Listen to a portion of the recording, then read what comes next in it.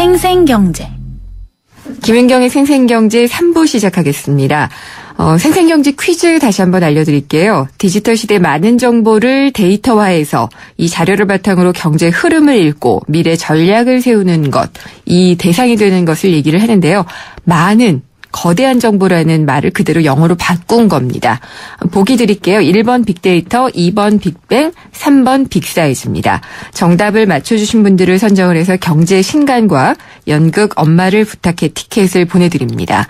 정답은요. YTN 라디오 애플리케이션 예스, 또 짧은 문자는 50원, 긴 문자는 100원이 부과되는 휴대전화 우물정의 0945번, 트위터는 YTN_이코노미고요. 웹사이트 김은경의 생생경제로도 보내주시면 됩니다.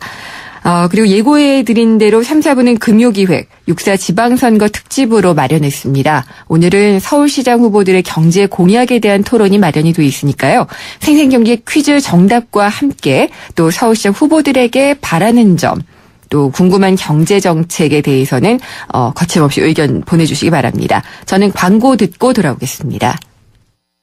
오빠, 민경이랑 드라이브 하고 싶으면 지금 바로 살아줘.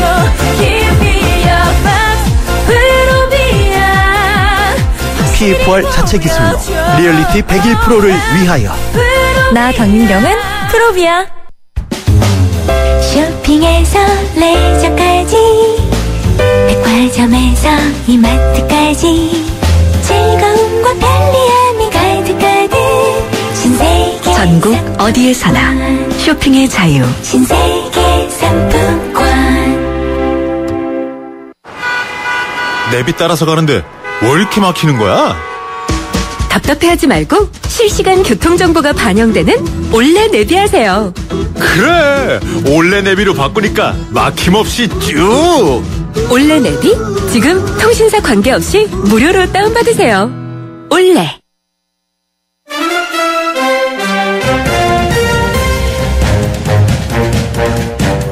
6.4 지방선거 특집으로 마련한 금요기획입니다.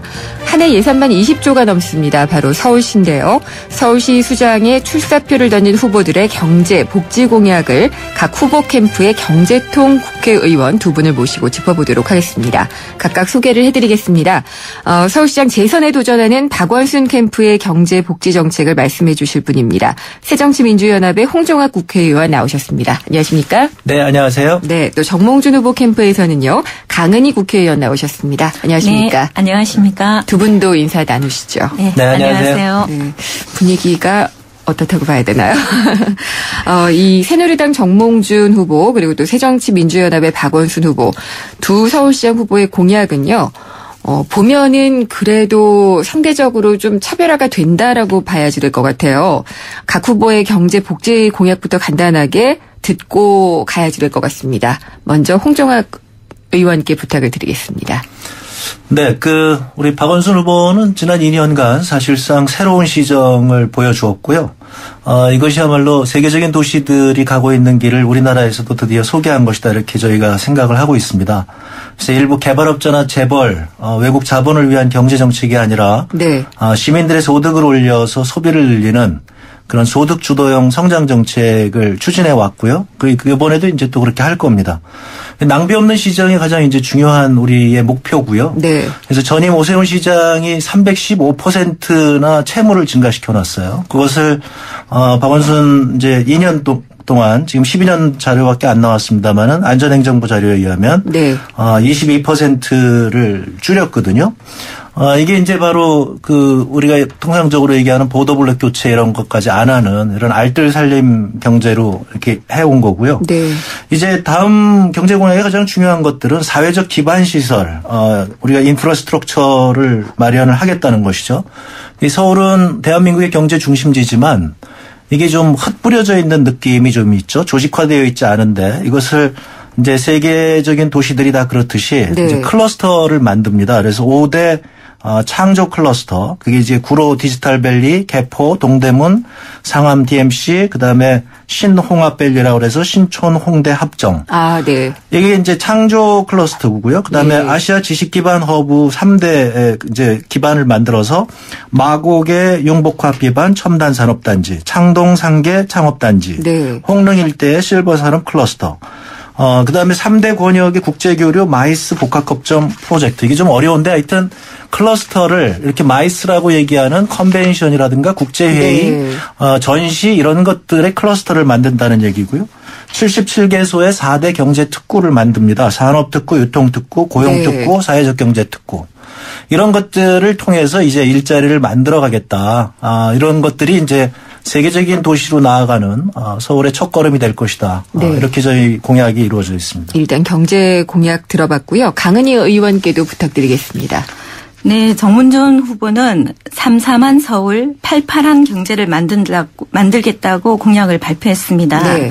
우선 삼삼한 서울을 위해서요.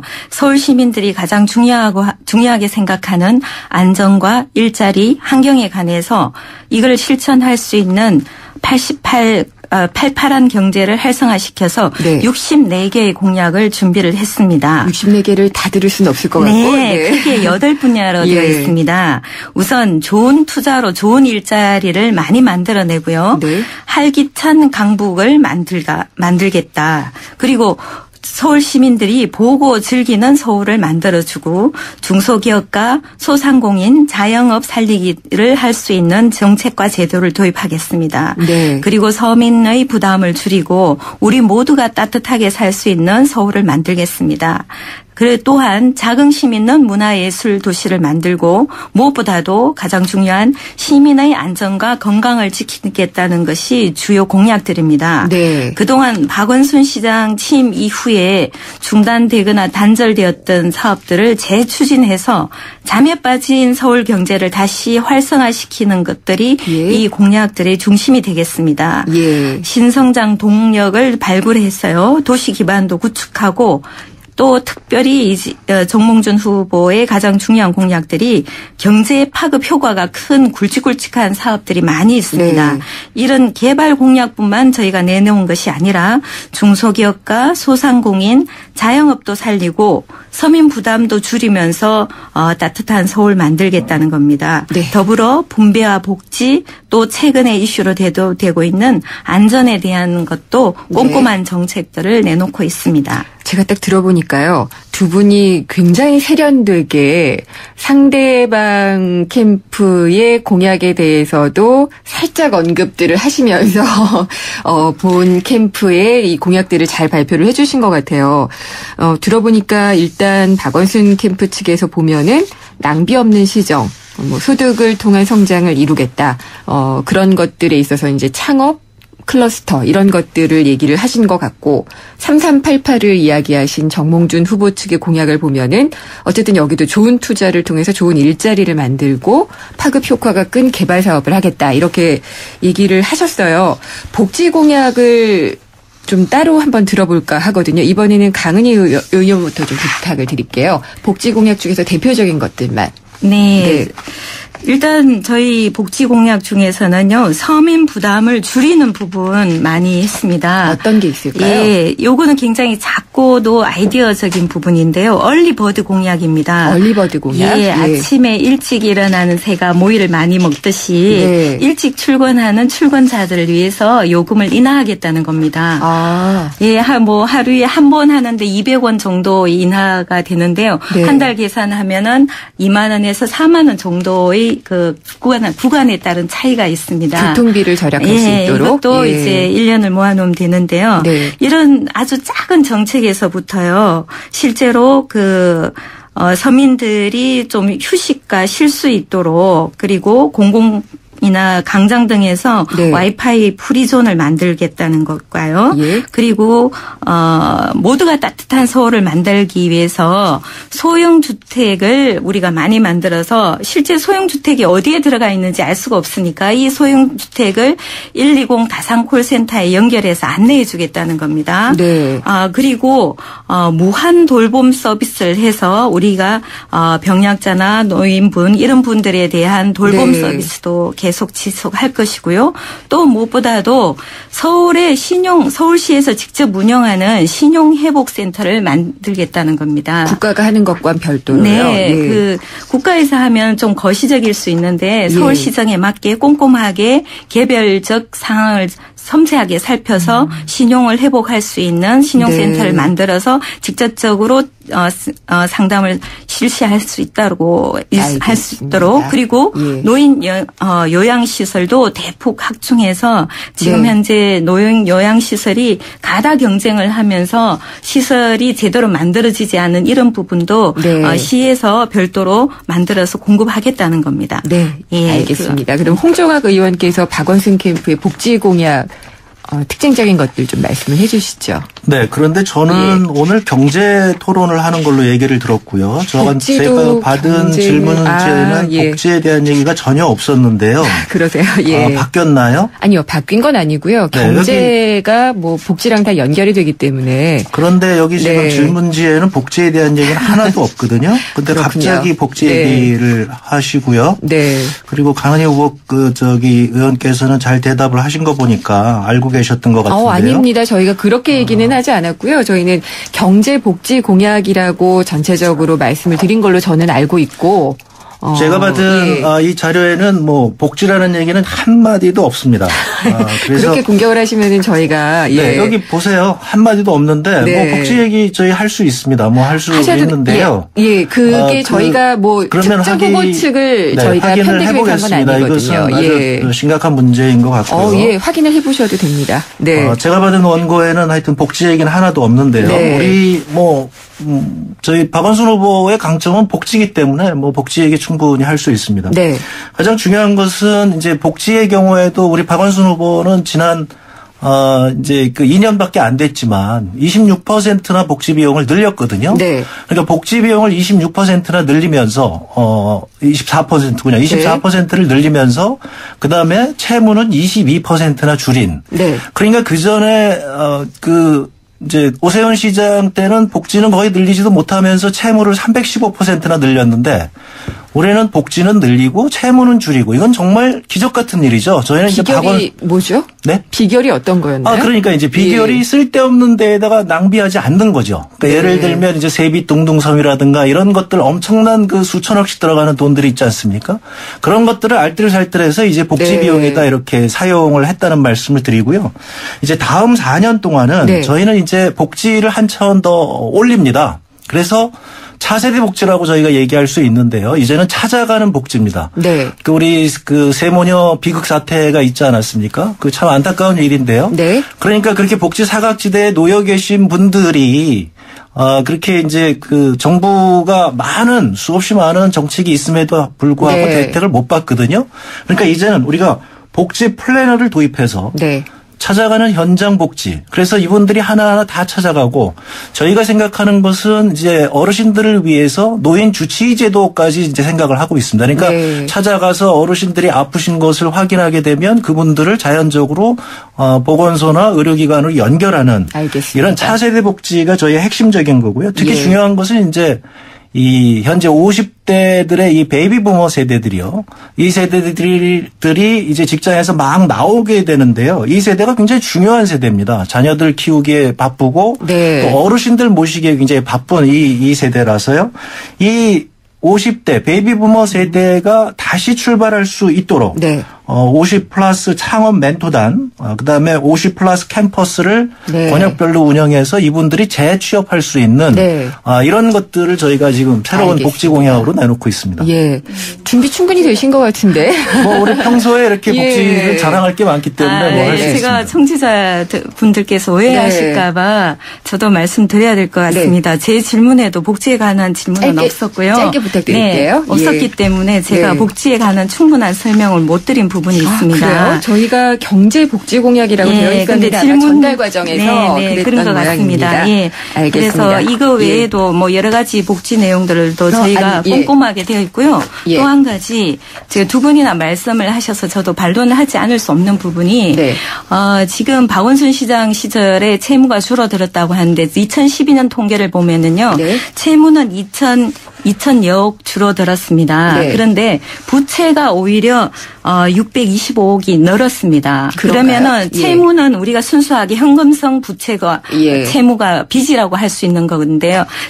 부채는 발생주의에서 따르면은 2012년도에 채무가 2012년도 부채로 넘어온 거라고 볼 수 있습니다. 그러니까 실제로 빚은 오히려 늘었다는 것을 나타낼 수 있고요. 오세훈 시장도 지속적으로 부채를 많이 탕감했습니다. 당연히 부채를 늘려가려고 하는 그런 시정을 하시지는 않을 거라고 생각을 하고요. 그 부분은 뒤에서 다시 한번 좀 짚어보도록 하겠습니다. 용산 지역개발 얘기를 아무래도 시작할 수밖에 없는데요. 부탁드리고 싶은 것은 정치적 해석보다는 경제적 해석을 해주셨으면 하는 점입니다. 그래서 일단 용산 지역 개발 자체에 대해서는 두 분 다 동의를 하시는 건가요?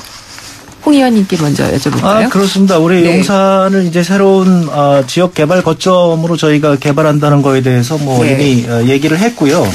이제 중요한 것은 이런 겁니다. 그전 오세훈 시장 때의 그 개발 방식은 어떤 방식이냐면요. 대부분의 돈은 다 코레일이 냅니다.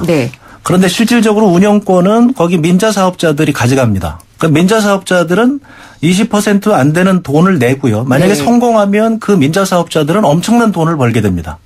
반면에 실패하게 되면 코레일이 전부 떠안게 되는 이런 부담이 있는 이런 개발 방식이었죠. 특히 문제가 되는 것은 이촌동 주민들의 의사를 묻지 않고 강압적으로 이것을 이제 개발을 하는 바람에 엄청난 주민들의 반발이 있었던 이런 개발 방식이었습니다. 그러니까 이제 저희가 생각하는 것은 그런 개발 방식이 결국 실패한 거 아니겠습니까? 그래서 외부적으로 경제 위기가 오니까 민간 사업자들이 이제 파산이 되게 되고 이래서 안 된 거죠. 그러니까 바로 이런 방식이요. 그러니까 돈은 정부가 코레일이 다 되면서 실질적으로는 혜택은 개발업자가 다 가져가는 이런 개발 방식은 안 되겠다. 그래서 저희가 얘기하는 것은 이촌동과 용산을 따로따로 개발을 하고 이촌동의 경우에는 주민들의 그래서 이제 우리 시장께서는 항상 현장에 가시거든요. 그래서 굉장히 오랫동안 그 주민들하고 얘기를 하셨습니다. 그래서 결론은 이촌동 따로 개발하고 그것은 주민들의 의견을 최대한 수렴해서 개발을 한다. 그다음에 이쪽에 이제 용산의 경우에는 정부가 들어가는 만큼 공공의 책임을 다하고 만약에 거기서 수익이 나게 되면 공공이 환수하는 방식. 그런 방식이 되어야 한다는 것에 대해서 이제 다 공감대가 형성이 되었다고 봅니다. 그 중요한 것은 뭐냐면 저희는 개발을 할 때 그렇게 어느 날 갑자기 했다가 이렇게 문제가 생기고 이런 개발 방식이 아니고요. 많은 전문가들과 주민들의 의견을 들어서 점진적으로 그래서 문제없이 이렇게 추진하는 이런 개발 방식입니다. 그렇게 지금 하고 있거든요. 그런데 갑자기 지금 또 옛날 같은 방식으로 하자고 하니까 저희가 이제 답답한 거죠. 그렇게 되면은 이제 또 강은희 의원께서 변명하시는 쪽으로 말씀을 하시게 될 것 같은데 그렇게 하시지 마시고 공격보다는 추진하고 있는 것의 핵심으로 얘기를 해주시면 좋을 것 같습니다. 그래도 짚어야 될 건 짚어야 될 것 같습니다. 우리 용산국제업무지구가 이제 박원순 시장께서 다시 하겠다 하셔서 저는 그 한편으로 다행으로 생각합니다.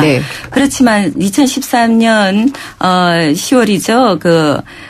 지난 13년간 이 용산국제지구 업무를 개발 추진했다가 하루아침에 백지로 만든 거는 박원순 시장님입니다. 최근에 차량 정비 차량 기지나 이런 부분들의 오염도 그대로 심화되고 아무 대책 없이 방치가 되니까 그거를 그대로 둘 수 없다는 여론들이 많이 생기면서 다시 박원순 시장께서 최근에 용산 지구 개발을 해야 되겠다 이렇게 말씀을 하셔서 다행히로 생각을 합니다.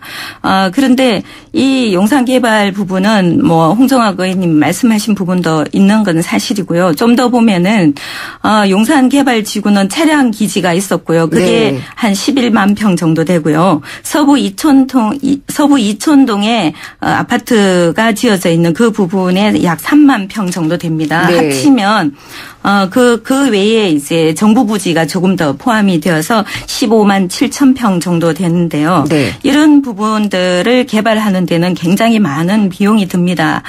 실제로 그 작년에 무산됐던 이유 중에 하나도 서울시가 갑자기 용산 개발 사업 규모를 서부 이촌동까지 늘렸던 겁니다. 물론 주민들의 의견을 반영한 것은 저는 의미가 있다고 보는데요.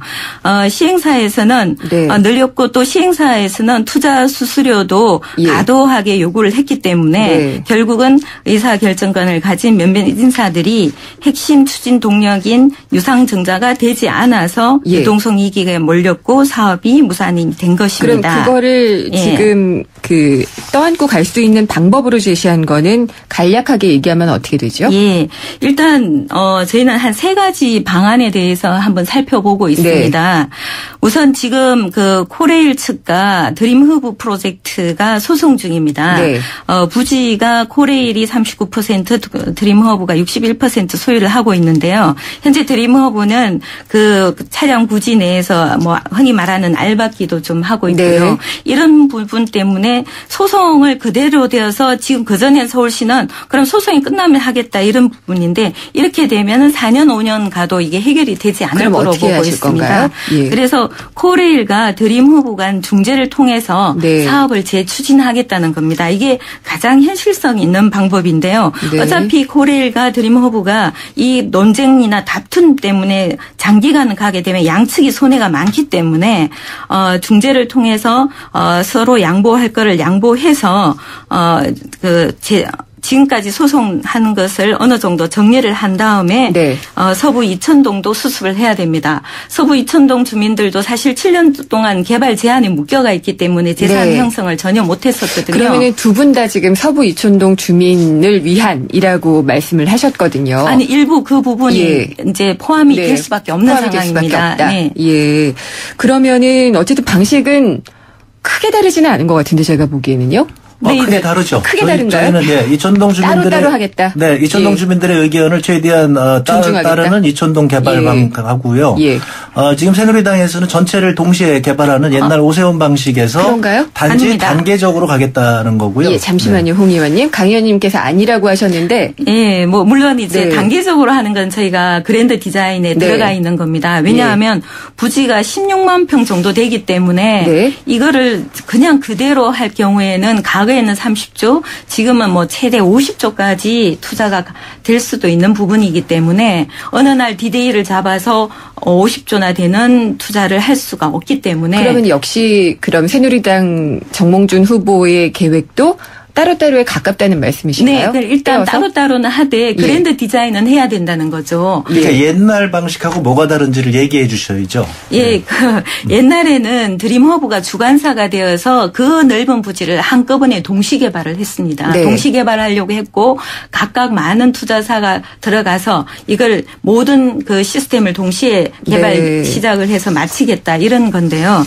지금 그렇게 하면은 성공 사례도 없고 그다음에 그 미래에 대해서 예측이 불가능하기 때문에 투자자들이 네. 많이 안 모일 것으로 보고 있습니다. 네. 그래서 샘플링해서 1단계 개발을 시작해서 개발의 좋은 모습을 보여줘서 민간 투자자도 제대로 투자의 의욕을 활성화시켜서 단계적으로 추진하면은 알겠습니다. 이 예. 전체의 부지의 균형성을 가지고 가서 국제도시로 우리가 가져갈 수 있지 않을까 이렇게 생각하고 있다는 네, 겁니다. 홍 의원님 여기에 대한 의견이 있으신가요? 네, 그거는 사실 저희 방식에 가까운 건데요. 저희는 네. 이제 맞춤형 단계별 개발이고요. 예. 그래서 아까 말씀드린 대로 지금 그 전의 방식은 우리 재벌 회사들을 위한 개발 방식이었기 때문에 이제 공공성을 강화한 방식이 되어야 된다. 그리고 이제 특히 아까 계속 말씀드립니다마는 이쪽 이촌동의 경우에는 이촌동 주민들의 의견이 가장 최우선이죠. 그분들의 편익을 도모하는 것이 가장 최우선 개발이 되어야 된다. 옛날에는 그걸 강제 방식으로 그분들을 뭐 완전히 내쫓는 방식으로 이렇게 진행이 되었잖아요. 그러니까 이제 그런 방식에서 벗어나겠다는 면에서 네. 저희는 뭐 한다는 거고요.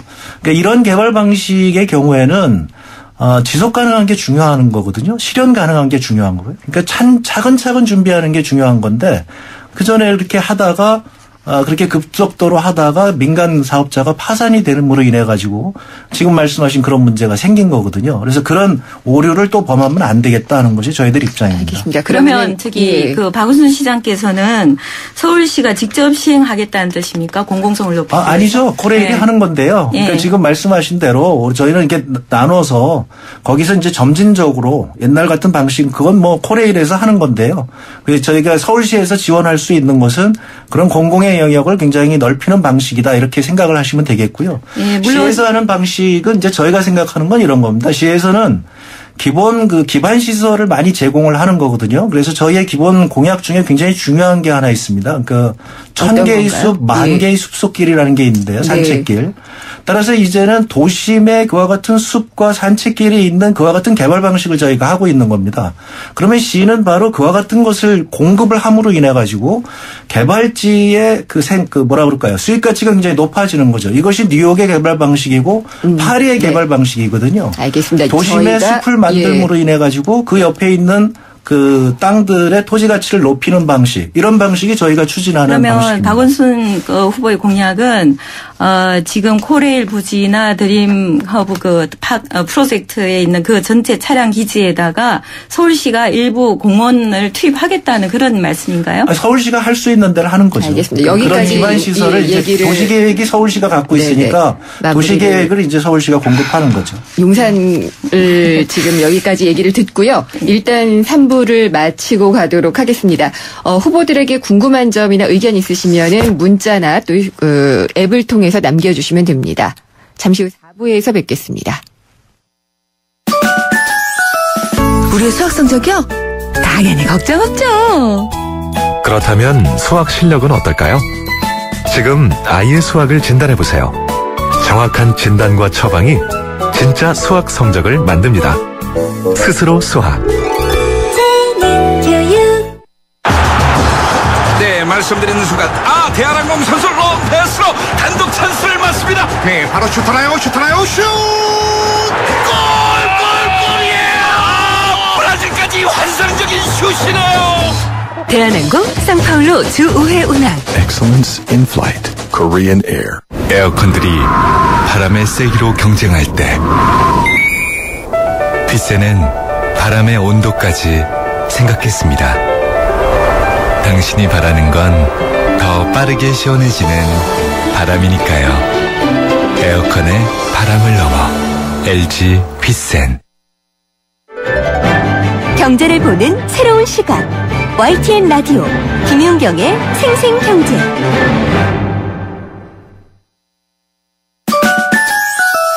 우리의 수학 성적이요? 당연히 걱정 없죠. 그렇다면 수학 실력은 어떨까요? 지금 아이의 수학을 진단해보세요. 정확한 진단과 처방이 진짜 수학 성적을 만듭니다. 스스로 수학. 미세먼지 많은 날엔 깨끗하게 쿠쿠 청정. 비 오는 날엔 산뜻하게 쿠쿠 제습. 공기청정기와 제습기가 만나 1년 내내 쿠쿠 하이브리드 365.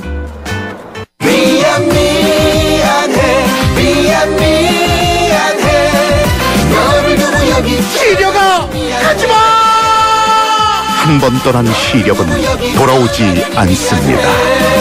스마트 시대 눈의 피로 시력 강퇴엔 눈에는 눈약 토비콤 S. 한때 보리 하나로 콜라와 싸워 전설이 되신 분이 계셨지. 국내 최초 보리 탄산음료로 콜라의 아성을 흔들었던 맥콜. 다 전설을 맛보리. 맥콜. 세상의 베이스가 되다 포스코 협찬으로 김은경의 생생경제 4부 시작하겠습니다. 금요기획으로 6.4 지방선거 특집 서울시장 후보들의 경제복지 공약을 짚어보고 있습니다. 지금 박원순 후보 측에서는 홍종학 국회의원이 나오셨고요. 정몽준 후보 측에서는 강은희 국회의원이 함께하고 계십니다.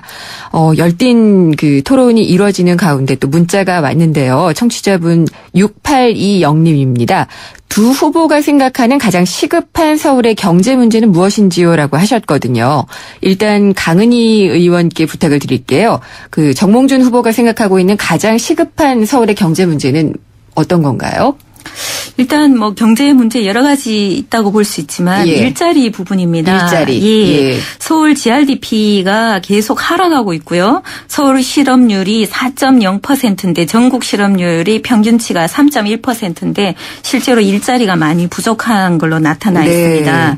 그렇기 때문에 이 일자리를 어떻게 만드느냐. 뭐 우선 우리 정몽준 후보의 경우에는 좋은 투자를 통해서 좋은 일자리가 나온다. 어떤 단계적인 일자리 그러니까 뭐 정부 재원을 투자해서 이렇게 나아가는 일자리들은 지속적인 일자리가 아닐 수 있기 때문에 투자를 많이 해야 된다는 겁니다. 좋은 투자란 어떤 건가요? 실제로 서울은 그냥 기업을 제조업을 유치한다든가 이런 생산의 기지로 할 수 있는 도시로서는 이미 기능을 떨어뜨렸기 때문에 서비스나 금융, 관광, 의료 이런 쪽 부분을 직접 육성해서 이 부분을 활성화시켜서 좋은 일자리를 만들겠다는 겁니다. 그런 투자를 유치를 해서 일자리를 만들겠다. 지금도 우리 서울시는 상당한 형태의 의료 관광이 이루어지고 있고요.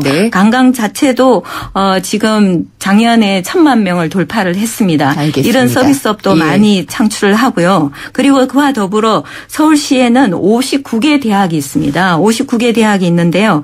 지금 대학의 창업교육도 활발하게 이루어지고 있지만 대학 창업교육에도 우리가 좀 더 살펴본다면 대학 교수님들이 고급 기술을 가진 분들이 많이 있습니다. 제가 아는 분들도 본인이 창업을 하면서 제자들을 훈련시켜서 사업을 일구어서 코스닥이나 이런 데 등록한 회사들도 많이 있습니다. 이런 부분들을 창업 멘토링과 대학 연구실을 연결해줘서 좀 더 세심한 정책을 펴서 이 부분을 거두겠다. 이런 뜻으로 저희가 공약을 정리하고 있습니다. 그러면 박원순 후보가 생각하는 가장 시급한 서울 경제 문제, 홍종학 의원님 어떤 거라고 볼 수 있을까요? 경제 문제의 핵심은 지금 뭐 말씀하신 대로 일자리가 가장 중요한 것이죠. 역시 일자리죠. 그런데 이제 일자리를 어떻게 만드느냐. 그러면 전통적인 개발 방식으로 만들어지는 그런 일자리가 과연 이게 합당한 일자리인 것인가. 그래서 저희가 고민하는 것은 뭐냐면 서울은 대한민국의 대표 도시로서 이제 세계적인 도시로 서울이 먼저 나가줘야 되는 것이다. 서울도 뉴욕이나 파리나 이런 도시와 같이 그런 모습을 갖춰야 될 것이 아니겠느냐. 그런 도시를 갖춘다고 하는 것이 뭐냐면 바로 그 도시처럼 도심의 숲이 있는 바로 그와 같은 개발. 그리고 클러스터로 만들어서 저희가 지금 영동권에 같은 경우에 이제 그 세계적인 명품 거리를 만들겠다고 하는 건데요. 봉은사부터 잠실 운동장까지 거기를 숲이 있는 산책길로 만듭니다. 그리고 현재 지금 한국전력과 거기 국립의료원 부지가 지금 나가게 돼 있는데요. 거기를 중심으로 해서 잠실 운동장이 지금 노후화됐는데 거기를 재개발을 하고 그 잠실 운동장 지역에 그렇게 국제 교류센터를 만들어서 여기 그 코엑스부터 잠실 운동장까지 전체를 클러스터로 만들면서 그것을 이른바 마이스 산업이라고 요즘 얘기하는 지금 얘기하시는 관광이라든가 이런 컨벤션이라든가 회의라든가 그 한류를 중심으로 하는 한류문화센터 이런 것들을 동시에 그 만들어주고 시가 집중적으로 거기를 지원을 해줌으로 인해서 세계적인 도시가 되고 그다음에 세계적인 명품 거리가 되고 이렇게 되면서 일자리가 만들어지는 것이죠. 여기서 들으니까 일자리 부분에 있어서는 두 후보 공약이 그러니까 뭐 일자리가 가장 중심에 있다는 것은 일단 공통적인 것 같고요. 그다음에 어떤 투자 유치라는 부분에 있어서도 사실 거의 다르지 않나요? 아니 다릅니다. 그게 이제 그러니까 그 투자라고 하는 것이 예를 들면 지금 이제 새누리당에서 50조 원의 민자 유치를 한다고 그러는데요. 그런 것들이 자본이라고 하는 것이 엄청난 수익을 내주지 않으면 안 되는 것이죠. 저희가 얘기하는 것은 바로 그런 기반을 만들어줌으로 인해서 토지 가치를 높이고 그렇게 되면 그 토지 가치를 일부를 환수해서 공공의 목적으로 사용을 하는 겁니다. 그럼 서울시 재정을 투입해서 도와주시겠다는 거고 전혀 투입이 안 되는 거죠. 왜냐하면 아닌가요? 거기서 용도 변경을 한다거나 지금 말씀드리는 것처럼 거기 개발을 할 때 숲을 내고 산책길을 내고 그런 거는 민자 유치를 하신다는 거 아니에요? 그러면? 아니죠. 민자 유치를 한다는 게 아니라 시 재정을 이용해서요? 그러니까 그런 것들이 거기서 이제 그 시에 거기서 이제 엄청나게 돈이 남으니까 거기서 이제 그분들에게 사전에 얘기를 하는 겁니다. 이게 왜냐하면 용도 변경을 하게 되면 그분들이 엄청난 이익을 얻게 되거든요. 그러니까 그 중에 일부를 공공의 영역으로 돌리는 거죠. 그래서 그분들이 땅을 제공을 할 것이고 네. 거기에다가 이제 우리는 계획을 제공하는 것이고 그렇게 됨으로 인해 가지고 뭐 지금 말씀하시는 것처럼 거기다가 도로를 내고 그다음에 숲을 네. 만들고 이런 거에 대해서는 뭐 시 재정도 들어가고 구에서도 뭐 충분히 그 네. 재정이 들어갑니다. 그런 건 뭐 평상시 하는 일이니까요. 그래서 그러므로 인해 가지고 이게 뉴욕이나 그런 파리와 같은 명품 거리를 한번 만들어 보자. 언제까지 네, 우리는 이렇게 알겠습니다. 콘크리트 옛날 예. 70년대 방식의 개발을 할 것인가. 근데 그 부분에 있어서 강의님은 말씀하시죠. 저는 그게 방금 홍 의원님 말씀하신 땅을 제공하고 길을 내고 숲을 만들고 이거 다 개발 아니냐고요. 마치 저희가 제안하는 거는 콘크리트로 만든 개발 뭐 건물을 상상하시는데 저희도 아닙니다. 프랑스의 라데팡스나 이런 것도 살펴보면은 전부 다 도로나 사회적인 인프라 이런 지하철 이런 거를 다 지하화시켰어요. 그리고 지상에는 그런 차들이 안 다니고 숲속을 만들어서 거기에다가 건물들이 들어서게 있는 건데 저희도 마찬가지입니다. 그거를 저희 거는 개발 지향적이라고 네. 하고 박은순 후보께서 하시는 거는 개발도 아니고 그럼 그게 뭐죠? 인프라 자체가 개발이 아니면 뭔지 저는 이해가 안 되고요.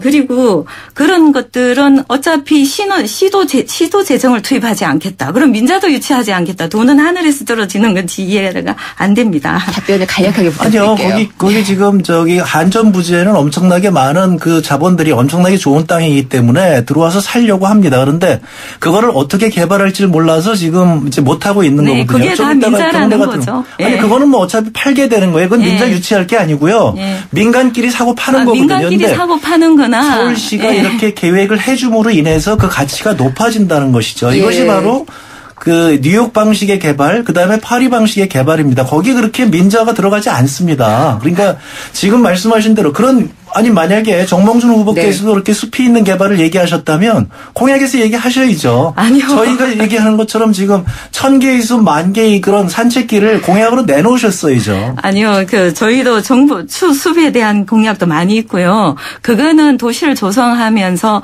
당연히 따라가야 되는 겁니다. 이제 도시의 면모가 옛날처럼 콘크리트로 뒤덮인 이런 도시를 가지고 서울이 국제도시다, 글로벌 도시다 이렇게 주장하기가 어렵고요. 저희가 그 록봉기나 라데팡스를 예로 들어간 이유가 바로 그 그림을 사진을 보면 다 친환경 도시라는 겁니다. 저희 공약에도 분명히 그렇게 명시가 되어 있습니다. 다만 박은순 후보님처럼 몇 개의 숲 이렇게 하지 않았을 뿐이지 숲에 대한 공약도 저희는 서울을 녹화시키겠다. 이거는 서울이 지금 가져가야 될 기본 방향이기 때문에 그거는 당연하게 볼 수 있습니다. 잘 들었고요. 아마 청취자분들이 판단을 해 주실 것 같아요. 저도 미묘한 차이를 발견을 했고 그거는 아마 듣는 분들도 잘 파악을 하고 계실 것 같습니다. 그러면은 이 상대방의 공약에 대해서 이 공격만 할 게 아니라 이건 뭐 괜찮다라고 보는 건 혹시 없으셨는지도 좀 여쭤보고 싶어요. 홍 의원님 여쭤봐도 될까요? 네, 이제 저희가 생각할 때는 이제 최근에 환경 문제가 많이 얘기가 되고요. 뭐 이런 것들 때문에 얘기하신 것들, 4대 생활공해 줄이기 공약. 사실은 이런 것도 경제적인 공약이거든요. 그러니까 이런 생활공해를 줄이면서 악취, 소음, 미세먼지, 혐오, 광고물. 사실 이제 이런 거에 그동안 우리가 신경을 잘 쓰지 못했는데 이번에 이제 정몽준 후보께서 많이 그런 걸 강조를 하시고 지금 우리 사회가 지금 안전을 많이 강조하고 있으니까요. 그래서 저희도 그동안 하수관 분리하고 악취 방지 시술 만들고 이런 것들에 대해서 많이 이제 관심을 가져왔고요. 이제 그런 것들은 지금 말씀하신 대로 저희가 이제 숲과 이런 걸 강조하니까 새누리당에서도 그렇게 하겠다고 얘기하니까 저는 그런 건 좋다고 생각합니다. 그래서 앞으로 새누리당에서도 이렇게 숲이 있는 개발 이런 것들에 대해서 좀 더 공감대가 이루어졌으면 좋겠어요. 칭찬을 확실하게 안 해주시는군요. 그러면은 새누리당 후보 측, 정몽준 후보 측에서도 들어볼게요. 그러니까 박원순 후보 측에서 내놓은 공약 중에 이거 뭐 괜찮다라든지 참조할 만하다라는 게 있으셨는지. 네. 그 전에 우리 정몽준 후보도 1000개의 숲 이렇게 얘기하지 않고요. 서울 시민을 위해서 1000만 그루 나무 심기 하겠다. 둘 다 1000과 1000만이 들어가네요. 제가 꼭 그렇게 말씀을 드려야 될 것 같아서 상황을 보니까요. 박원순 후보께서는 굉장히 가치지향적인 공약을 하신 것 같습니다. 그래서 굉장히 좀 어떻게 보면 소박하다 이런 느낌이 드는 공약들이 많이 있는데요. 예. 그래서 뭐 그것뿐만 아니라 뭐 안전에 대해서도 차량을 뭐 노후 차량을 교체하겠다 뭐 이런 부분이 있고요. 네. 아토프리 저희가 공약을 냈는데 우연히 두 후보의 공약이 일치하는 부분이 이런 부분이 있습니다. 이런 부분은 저도 뭐 같은 부분이니까 서로 좋게 진행을 하면 될 것 같고요. 시원하게 칭찬을 안 해주시는데 역시 환경과 어떤 그런 문제에 있어서는 의견이 좀 이렇게 같은 부분이 있다라고 말씀하셨고요. 그리고 저희가 시간이 지금 2분여밖에 안 남았어요. 그래서 각각 1분씩 드릴게요. 그래서 우리 후보가 내세우는 가장 추천할 만한 경제 공약 그리고 청취자들이 경제 공약에서 이것만은 기억해 줬으면 좋겠다. 각 1분씩 드리겠습니다. 홍 의원님부터 하시겠습니까? 네, 우리 박원순 후보께서 지난 2년간 그렇게 복지 공약을 엄청나게 늘리면서 그다음에 채무를 줄였습니다. 이제 그것을 기반으로 해서 새로운 도시를 저희는 만들어 갈 거고요. 우리도 뉴욕이나 파리와 같은 이제 글로벌 시티로 나아갑니다. 숲이 있는 개발, 그리고 사람이 중심이 되는 개발. 이것이 저희가 얘기하는 거고요. 사회적 기업을 중심으로 하고 협동조합을 중심으로 하는 이런 새로운 방식의 일자리를 창출하는 이러한 새로운 활력이 넘치는 도시. 알겠습니다. 아마 기대하셔도 좋을 겁니다. 예, 딱 1분 맞추셨네요. 강은희 의원께 부탁드릴게요. 예, 서울은 이제 글로벌 국제도시입니다. 서울의 경쟁력이 대한민국의 경쟁력이 될 수 있도록 지금 과거에 중단되었던 우리 중요한 개발 부분을 중요한 부분은 새로 완성을 하도록 하겠습니다. 용산국제기지부터 시작해서 마곡지구 창조적 건축단지로 재탄생시키도록 하겠습니다. 그리고 구로와 금천의 디지털 단지가 많이 죽어가고 있습니다. 이 부분 활성화시켜서 보다 많은 일자리를 창출하는 데 노력하겠습니다. 무엇보다도 저희는 일자리 창출에 모든 여력을 다 쏟고 더불어 안전한 서울을 만드는 데 노력하겠습니다. 네, 제가 그냥 서울 시민을 대표해서 그냥 말씀을 드리면은요. 어떤 이런 약속들이 꼭 지켜질 수 있도록 재원 같은 마련도 확실하게 설명을 해 주실 수 있으면 좋을 것 같고요. 정책의 연속성도 굉장히 중요하거든요. 중장기적인 그런 측면에서 두 후보가 다 선전을 해주셨으면 하는 그런 바람입니다. 지금까지 서울시장 후보들의 경제 복지 공약을 돌아봤고요. 박원순 후보 측의 홍종학 국회의원, 정몽준 후보 측의 강은희 국회의원과 함께했습니다. 시간이 짧네요. 오늘 감사합니다. 네, 감사합니다. 에어컨들이 바람의 세기로 경쟁할 때 빗새는 바람의 온도까지 생각했습니다. 당신이 바라는 건 더 빠르게 시원해지는 바람이니까요. 에어컨의 바람을 넘어 LG 빗센. 고마운 분께 편지를 쓰면 웰메이드가 당신을 대신해 좋은 옷을 보내드립니다. 웰메이드 땡큐박스 이벤트 5월 31일까지 웰메이드 코리아닷컴 참조. 국민의 옷집 웰메이드. 아이언2를 가졌다. 세상에 없던 메탈릭 컬러를 가졌다. 당신이 디자인한 시그니처를 새겼다. 마침내 세상 단 하나뿐인 폰을 가졌다. 단언컨대 가장 개인적인 메탈 베가 아이언2. 지구의 미래는 슈퍼히어로가 지키고 가족의 행복은 쉐보레가 지켜줄게요. 쉐보레 러브 패밀리 페스티벌. 스파크 최대 3년 무이자 할부, 말리부 캡티바 올란도 최대 3년 1.9% 할부, 차종에 따라 최대 100만 원 할인. 5월에도 쉐보레만 믿으세요. 홈페이지 참조 5월 31일까지. Chevrolet, find new roads.